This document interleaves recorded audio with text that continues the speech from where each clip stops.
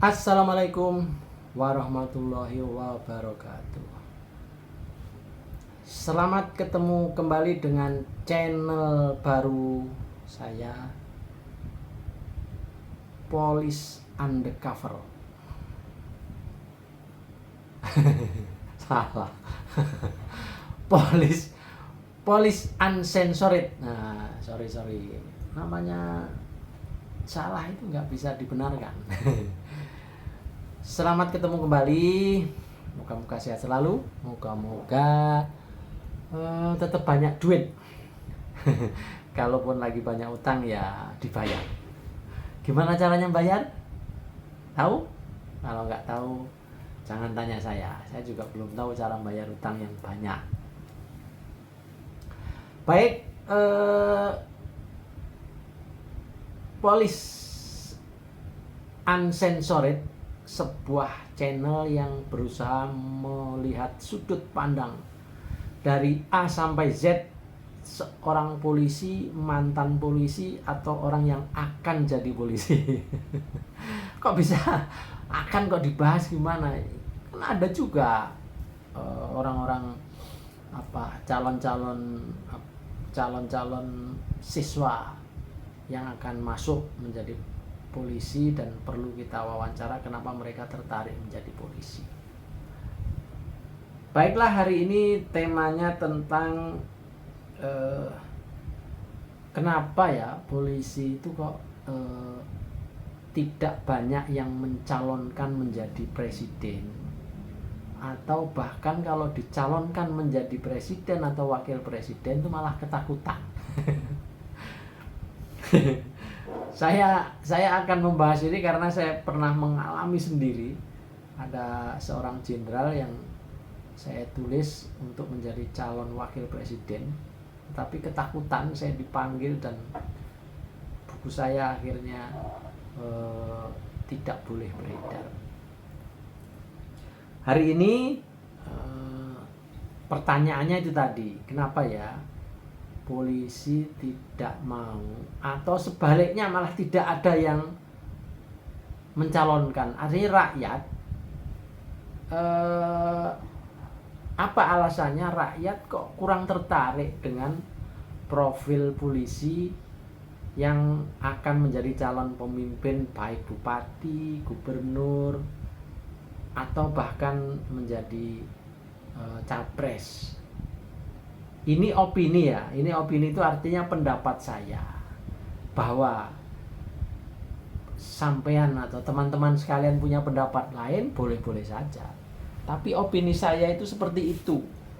Opini saya itu menyebutkan bahwa ada apa gerangan polisi itu kok jarang yang elektabilitasnya bagus untuk capres atau cawapres.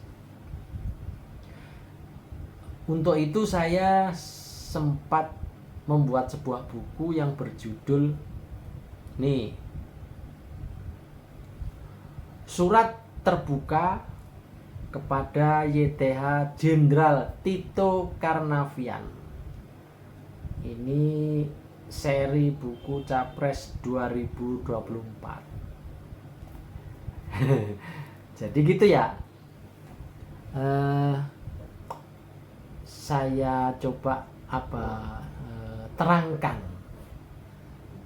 Jenderal Tito Karnavian dikenal sebagai sosok yang rendah hati dan mampu menempatkan diri di antara para seniornya. Jadi kita ingat Jenderal Tito ini melewati 5 angkatan, nyalip.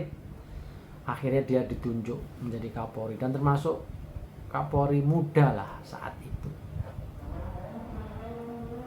Terbukti ketika ia ditunjuk sebagai Kapolri, di mana dirinya harus melewati para seniornya, namun Tito bisa menempatkan diri. Ia tidak merasa lebih hebat, dan dengan berjalannya waktu terbukti di internal organisasi Polri aman-aman saja.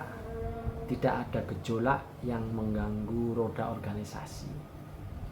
karir yang moncer dengan melewati 4 angkatan. Sorry tadi 5 ya, ini yang benar ternyata 4 angkatan di atasnya. Tentu tidak mudah. Lompatan ini secara psikologis berat. Jadi melewati senior itu kan nggak gampang. Tetapi sebagai prajurit sejati, tidak ada kata mundur dalam tugas. Namun tetap menghormati senior dan tetap dalam koridor profesional. Jadi kalau jadi junior merintah senior itu kan di Polri itu atau di ketentaraan atau kepolisian itu sedikit ada persoalan, ada problem. Beliau juga dikenal sebagai intelektual santun. Dengan kesantunannya itu menjadikan banyak kalangan enggan berbuat macam-macam kepadanya.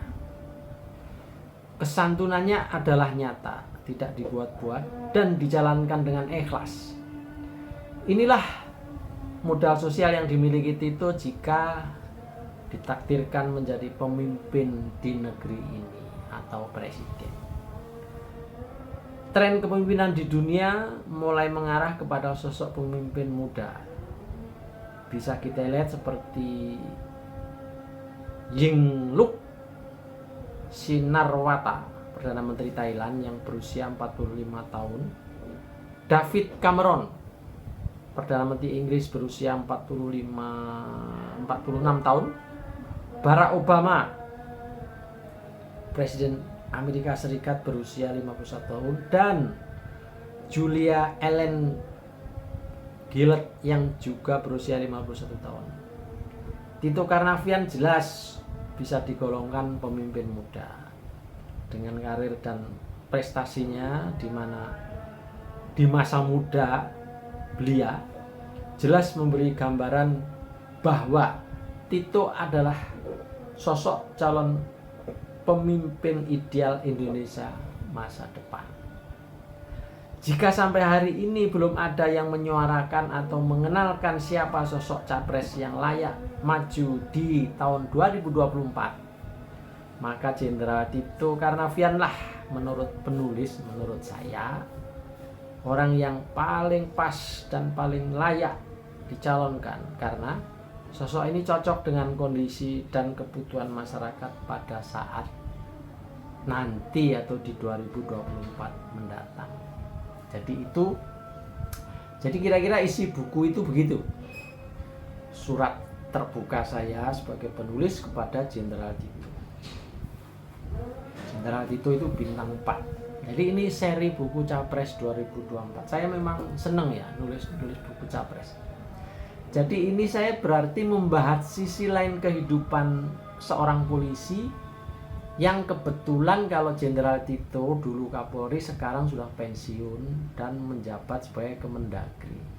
Di mana dengan Kemendagri ini sebenarnya kalau dia mau bermain cantik banget itu untuk bisa menjadi RI 1 atau minimal wakil presiden.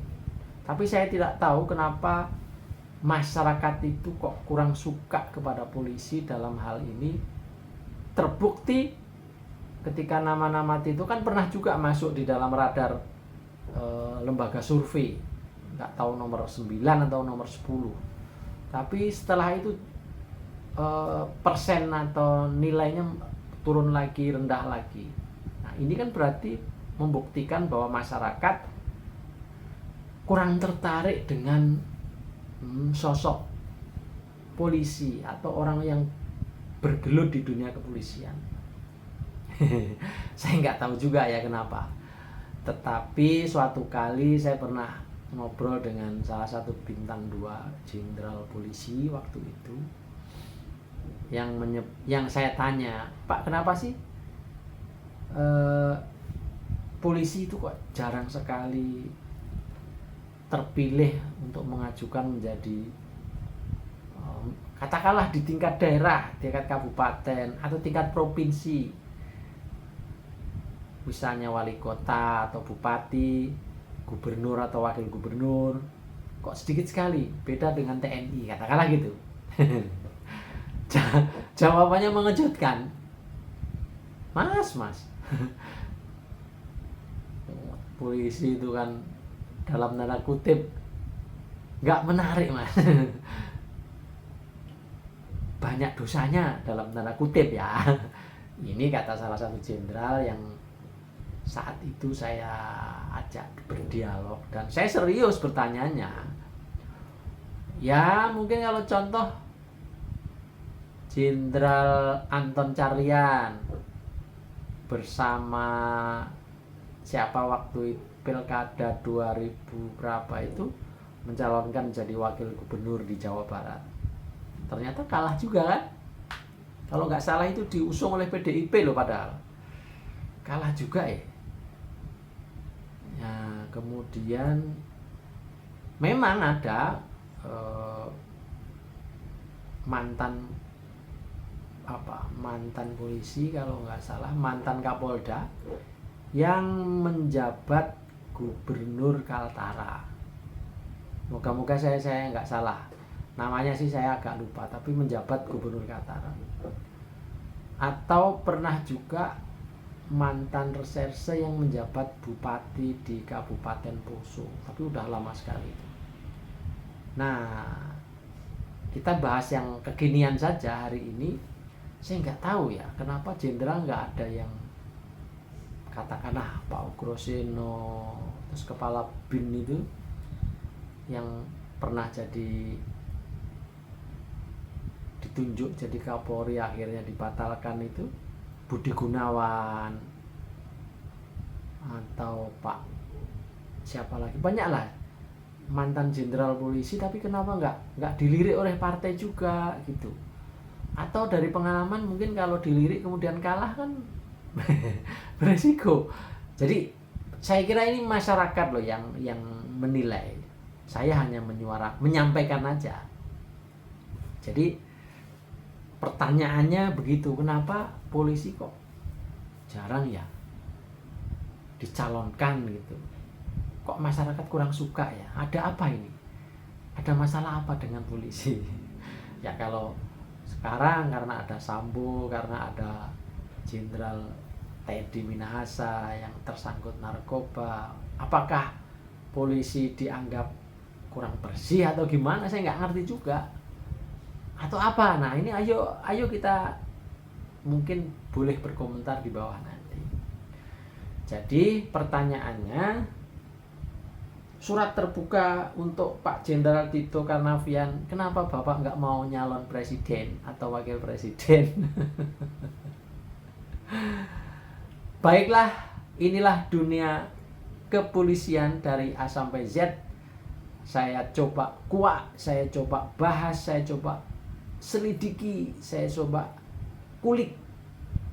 Moga-moga memberi manfaat, memberi inspirasi kepada kita semua, dan moga-moga Polri ke depan makin dicintai, makin disayangi oleh rakyat Indonesia. Saya Ahmad Bahar, wassalamualaikum warahmatullahi wabarakatuh.